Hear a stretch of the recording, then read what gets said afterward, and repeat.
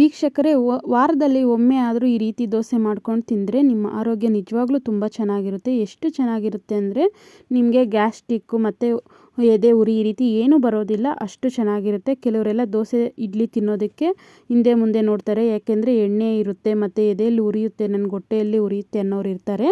ಆದರೆ ಡಯಟ್ ಮಾಡೋರು, ಏನಾದರೂ ಆರೋಗ್ಯ ಸಮಸ್ಯೆ ಇರೋರು ಎಲ್ಲರೂ ಸಹ ಈ ದೋಸೆನ ಮಾಡ್ಕೊಂಡು ತಿನ್ಬೋದು. ತುಂಬ ಅಂದರೆ ತುಂಬ ಚೆನ್ನಾಗಿರುತ್ತೆ. ಹಾಗಾದರೆ ಬನ್ನಿ ಇದು ಮಾಡೋದು ಹೇಗೆ, ಬೇಕಾಗಿರೋ ಪದಾರ್ಥಗಳು ಏನು ಅಂತ ನೋಡ್ಕೊಳ್ಳೋಣ. ಅಕ್ಕಿ ನಾನಿಲ್ಲಿ 2 ಕಪ್ಪಷ್ಟು ಅಕ್ಕಿ ತೊಗೊಂಡಿದ್ದೀನಿ, ಅಳತೆ ಪ್ರಕಾರ ತೋರಿಸ್ತಾ ಇದ್ದೀನಿ. ಹಾಗೂ ಅವಲಕ್ಕಿ 1 ಕಪ್ಪಷ್ಟು, ಹೆಸರು ಬೇಳೆ 1 ಕಪ್ಪು, ಹಾಗೂ ಉದ್ದಿನಬೇಳೆ 1 ಕಪ್ಪು, ಕಡಲೆಬೇಳೆ ಅದು ಸಹ 1 ಕಪ್ಪು, ತೊಗರಿಬೇಳೆ ಇದು ಸಹ 1 ಕಪ್ಪಷ್ಟು ತೊಗೊಳ್ತಾ ಇದ್ದೀನಿ. ಇದು ಸ್ವಲ್ಪ ಕಡಿಮೆ ಪ್ರಮಾಣದಲ್ಲೇ ತೊಗೊಂಡಿದ್ದೀನಿ ನಾನು. ಈಗ ಮೆಂತ್ಯ ಕಾಳು ಸಹ ಇಲ್ಲಿ 1 ಟೇಬಲ್ ಸ್ಪೂನಷ್ಟು ಮೆಂತ್ಯ ಕಾಳನ್ನ ತೊಗೊಂಡಿದ್ದೀನಿ. ಇದೆಲ್ಲ ಸಹ ನಮಗೆ ಸಾಕಾಗುತ್ತೆ. ಬೇಕಂದರೆ ನಿಮ್ಮ ಮನೆಯಲ್ಲಿ ಎಷ್ಟು ಥರ ಕಾಳು ಸಾಧ್ಯ ಇದೆ ಅಷ್ಟನ್ನು ಸಹ ಸೇರಿಸ್ಕೋಬೋದು. ದೋಸೆ ಅನ್ನೋದು ರುಚಿ ಅನ್ನೋದು ತುಂಬ ಚೆನ್ನಾಗಿರುತ್ತೆ. ಇದರಲ್ಲಿ ಇಡ್ಲಿ, ದೋಸೆ ಹಾಗೂ ಆಂಬೊಡೆ ಎಲ್ಲನೂ ಸಹ ಮಾಡ್ಕೋಬೋದು. ಇದೆಲ್ಲನೂ ಸಹ ಈಗ ಚೆನ್ನಾಗಿ ವಾಶ್ ಮಾಡ್ಕೋಬೇಕಾಗುತ್ತೆ. ಇದನ್ನು 4-5 ಸಲ ವಾಶ್ ಮಾಡಿಕೊಂಡ್ರೆ ದೋಸೆ ಅನ್ನೋದು ಸ್ಮೂತಾಗಿ ಚೆನ್ನಾಗಿ ಬರುತ್ತೆ. ಇದು ನಾವು 4 ಅವರ್ ನೆನೆಸಿದ್ರೆ ಸಾಕು. ಇದನ್ನು ರುಬ್ಬಿಟ್ಕೊಂಡು ಮತ್ತೆ ರುಬ್ಬಿದ 4 ಅವರ್ ಆದಮೇಲೆ ಉಯ್ಕೊಂಡ್ರು ಸಾಕು, ತುಂಬ ಚೆನ್ನಾಗಿರುತ್ತೆ. ಇಲ್ಲ ನಮಗೆ ಅಷ್ಟೊತ್ತು ಕಾಯೋಕ್ಕಾಗಲ್ಲ ಅನ್ನೋರು ಹಿಂದೆನೂ ಸಹ ದೋಸೆ ಮಾಡ್ಕೊಂಡು ತಿನ್ಬೋದು.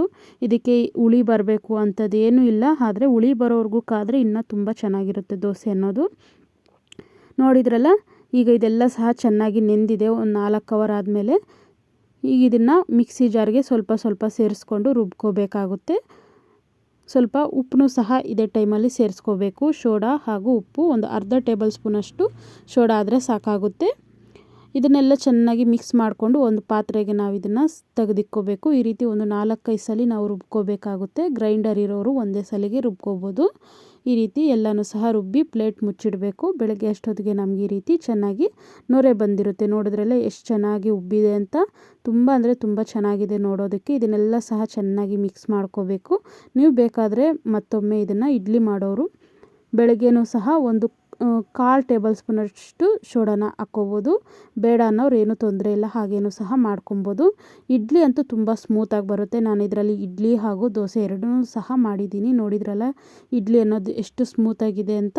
ನಾನೀಗ ದೋಸೆನ ಮಾಡ್ತಾಯಿದ್ದೀನಿ. ಇದರಲ್ಲಿ ಸಾಮಾನ್ಯವಾಗಿ ದೋಸೆ ಮಾಡಿದ್ರೆ ಇನ್ನೂ ರುಚಿ ಅನ್ನೋದು ತುಂಬ ಚೆನ್ನಾಗಿರುತ್ತೆ. ಈರುಳ್ಳಿ ಎಲ್ಲ ಸೇರಿಸಿ ಮಾಡ್ಕೊತೀವಿ ಅಂದರೆ ಇನ್ನೂ ಚೆನ್ನಾಗಿರುತ್ತೆ. ನಾನೀಗ ಸ್ಟವ್ ಅಂಟಿಸ್ಕೊಂಡು ಒಂದು ತವಾನ ಇಟ್ಟು ಅದು ಬಿಸಿ ಆದಮೇಲೆ ಸ್ವಲ್ಪ ಈರುಳ್ಳಿಲಿ ನಾವು ಅದನ್ನು ಚೆನ್ನಾಗಿ ತಿಕ್ಕಬೇಕು. ಆವಾಗ ನಮಗೆ ದೋಸೆ ಅನ್ನೋದು ಚೆನ್ನಾಗಿ ಬರುತ್ತೆ. ತಳ ಅಂಟೋದಿಲ್ಲ, ದೋಸೆ ಅನ್ನೋದು ಹೆಂಚಿಗೆ ಕಚ್ಕೊಳ್ಳೋದಿಲ್ಲ. ಈ ರೀತಿ ಚೆನ್ನಾಗಿ 2 ಸೈಡು ಸಹ ನಾವು ಮೀಡಿಯಮ್ ಉರಿಯಲ್ಲಿ ದೋಸೆ ಅನ್ನೋದನ್ನು ಮಾಡ್ಕೋಬೇಕಾಗುತ್ತೆ. ನೋಡಿದ್ರಲ್ಲ ಎಷ್ಟು ಚೆನ್ನಾಗಿ ಕಲರ್ ಬಂದಿದೆ.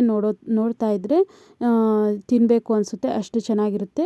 1 ದೋಸೆ 2 ದೋಸೆ ತಿನ್ನೋರು 3 ದೋಸೆ ತಿಂತಾರೆ, ಅಥವಾ 3 ದೋಸೆ ತಿನ್ನೋರು 4 ದೋಸೆ ತಿಂತಾರೆ. ಅಷ್ಟು ಚೆನ್ನಾಗಿರುತ್ತೆ. ಆರೋಗ್ಯ ಅಂತೂ ತುಂಬ ಚೆನ್ನಾಗಿರುತ್ತೆ. ಯಾವಾಗಲೂ ದೋಸೆ ಅಕ್ಕಿ ಉದ್ದಿನ ಬೇಳೆಯಲ್ಲೇ ನೀವು ಸಾಮಾನ್ಯವಾಗಿ ಮಾಡ್ಕೊತಿರ್ತೀರ. ಈ ರೀತಿ ಎಲ್ಲ ಕಾಳುಗಳನ್ನ ಸೇರಿಸಿ ಮಾಡ್ಕೊಳ್ಳೋದ್ರಿಂದ ನಿಮ್ಮ ಆರೋಗ್ಯ ಅನ್ನೋದು ತುಂಬ ಚೆನ್ನಾಗಿರುತ್ತೆ. ಮಕ್ಳಿಗೂ ದೊಡ್ಡವ್ರಿಗೂ ಎಲ್ಲರಿಗೂ ಸಹ ಚೆನ್ನಾಗಿರುತ್ತೆ. ಯಾರಾದರೂ ಡಯಟ್ ಮಾಡೋರಿದ್ದರೆ ಅವ್ರಿಗೂ ಸಹ ಇದು ತುಂಬ ಚೆನ್ನಾಗಿರುತ್ತೆ. ಇನ್ನು ತೆಂಗಿನಕಾಯಿ ಚಟ್ನಿ ಜೊತೆಗೆ ತಿಂತಾ ಇದ್ದರೆ ತುಂಬ ಚೆನ್ನಾಗಿರುತ್ತೆ. ನೋಡಿದ್ರಲ್ಲ ವೀಕ್ಷಕರೇ, ಎಷ್ಟು ಚೆನ್ನಾಗಿ ಮಾಡ್ಕೊಬೋದು ಈಸಿಯಾಗಿ ಅಂತ. ನಿಮಗೇನಾದರೂ ಈ ರೆಸಿಪಿ ಇಷ್ಟ ಆಗಿದರೆ ದಯವಿಟ್ಟು ಲೈಕ್ ಮಾಡಿ, ಶೇರ್ ಮಾಡಿ, ಕಾಮೆಂಟ್ ಮಾಡಿ, ಹಾಗೂ ತಪ್ಪದೆ ಸಬ್ಸ್ಕ್ರೈಬ್ ಮಾಡ್ಕೊಳ್ಳಿ ಅಂತ ಹೇಳ್ತಾ ಧನ್ಯವಾದಗಳನ್ನ ತಿಳಿಸ್ತಾ ಇದ್ದೀನಿ.